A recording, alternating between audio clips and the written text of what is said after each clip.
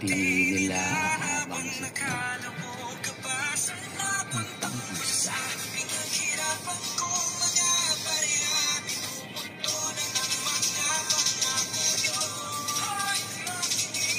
Sa kaban ng bayan, pili lang nakinabang, mga politikong kurap at mga mayayabang nasisikmura nilang kumain ng galing sa nakaw. Pera ng taong bayan, pinaghatiyan at nilangaw.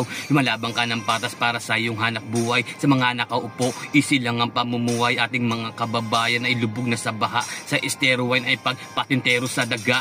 Busog, lusog sila sa kaban ng bayan. Lunod, lubog naman tayong lahat. Sa matatamis na salita, sila ay naluklok. Mas matagal pang malagas ang pera kesa sa buhok. Kaya walan silang naririnig o nakikita sa kalansing ng barya, tila bain na bingina. Kaya sa susunod, galingan mo nang pumili, maging matalino ka at makinig kayo.